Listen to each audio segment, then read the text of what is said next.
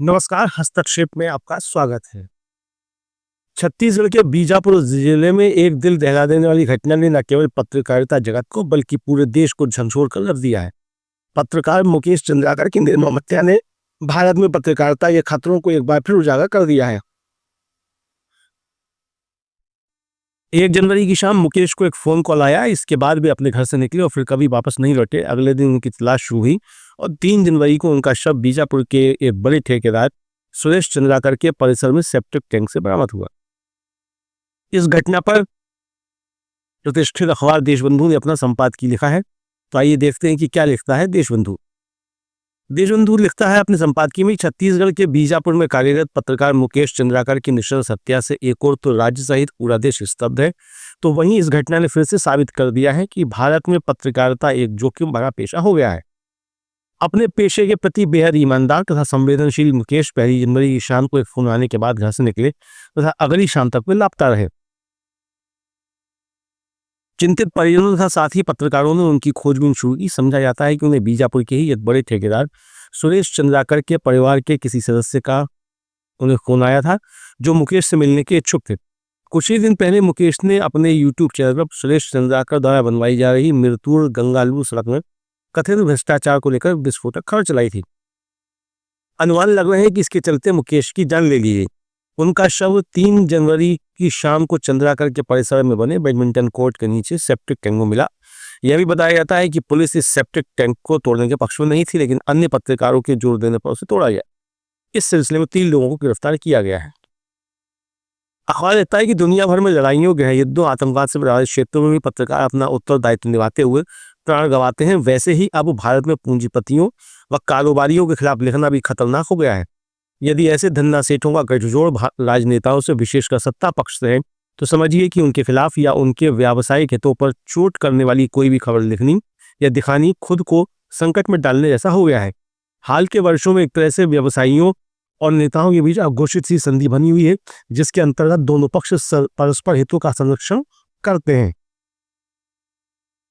कारोबारी सियासतदानों को चुनाव के वक्त जरूरी मौकों पर आर्थिक मदद देते हैं। इसके बदले में नेता यदि सत्ता में हो तो उनके व्यापार को संरक्षण देने और उनके मार्ग में आने वाले अवरोधों को खत्म करने का काम करते हैं।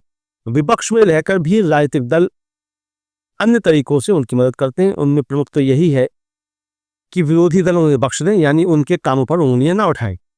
बहरहाल नए भारत में यानी 2014 के बाद से सत्ता पक्ष और अखबार नवीसी के रिश्ते भी बदले हैं।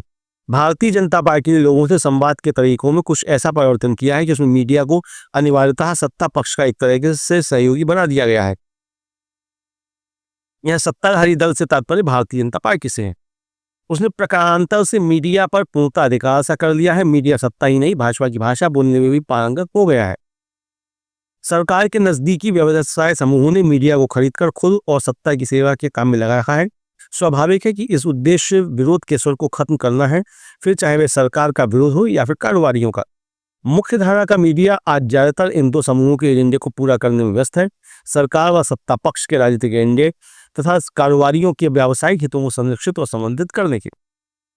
पूरी दुनिया की तरह ही भारत में एक समानांतर मीडिया भी खड़ा हो गया है, जो किसी के एजेंडे को चलाने या उस पर चलने के बजाय स्वतंत्र चेतना व विवेक रखता है, लेकिन उसे एक बड़ी लड़ाई लड़नी पड़ रही है। फिर वह कोई समूह हो या पत्रकार, मुकेश पत्रकारिता की उसी धारा के तहत काम करते थे। कुछ मीडिया समूहों में काम करने के बाद उन्होंने अपना स्वतंत्र प्लेटफॉर्म बनाया तथा बस्तर के बुनियादी मुद्दों से भी जूझ रहे थे। माओवाद की भीतरी कंदराओं से लेकर विकास के नाम पर होने वाले भ्रष्टाचार, भ्रष्टाचारियों को बचाने वाले तत्वों तथा ऐसे हर वह मसला उनकी पत्रकारिता का विषय था, जिसका सरोकार आम जन से है। ग्रामीण और आदिवासी लोगों के लिए कई मुद्दों को उठाने का उन्हें श्रेय जाता है। जाहिर है कि इसके लिए जिगर चाहिए, वह उनमें था। तभी कुछ अरसा पहले नक्सलियों द्वारा अगवा कर लिए गए एक सीआरपीएफ जवान को वे अकेले अपने दम पर छुड़ा कर लाए थे, लेकिन भ्रष्ट तंत्र के बिछाए जाल ने उनकी जान ले ली। यह भारतीय पत्रकारिता की नई तस्वीर है। न तो पत्रकार भ्रष्टाचारी अधिकारियों के खिलाफ कुछ लिख सकता है और न ही कारोबारियों के, शासन के खिलाफ तो बिल्कुल नहीं। हालिया दौर में अनेक ऐसे शर्मनाक वाकये हुए हैं जो किसी भी लोकतांत्रिक देश का सर शर्म से झुकाने के लिए पर्याप्त है, जिसकी बुनियाद स्वतंत्र प्रेस होता है।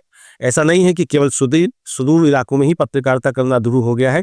ग्रामीण आदिवासी इलाके हों या कस्बे या फिर महानगर, कहीं मध्याह्न भोजन में भ्रष्टाचार को लेकर खबर छापने पर पत्रकारों को जेल भेजा जाता है, तो कभी कोई अप्रिय सवाल पूछने पर मंत्री खुलेआम पत्रकार को डांट लगाते हैं अथवा उनके मालिकों को उनकी शिकायत कर दी जाती है। हाल के वर्षों में अनेक पत्रकार सलाखों के पीछे डाले गए हैं। यही कारण है कि प्रेस की आज़ादी के मामले में भारत का क्रमांक विश्व रैंकिंग में शर्मनाक ढंग से काफी नीचे हो गया है। दुखद तो यह है कि सरकार ही प्रेस की स्वतंत्रता को कुचल रही है। अखबार लिखता है कि फिलहाल मुकेश चंद्राकर मामले में पुलिस ने कुछ गिरफ्तारियां की हैं। सरकार ने एसआईटी की गठित की है ताकि मामले की निष्पक्ष और त्वरित जांच हो सके। इसके अलावा मुख्यमंत्री विष्णुदेव साय ने अपनी सरकार को पत्रकारों के साथ खड़ा बताते हुए कहा है कि जल्द ही पत्रकार सुरक्षा कानून राज्य में लाया जाएगा। यह आश्वासन तसल्ली देता है। हालांकि इंसाफ तभी होगा जब मुकेश के हत्यारों को सजा होगी और भविष्य में ऐसी घटनाएं नहीं होंगी।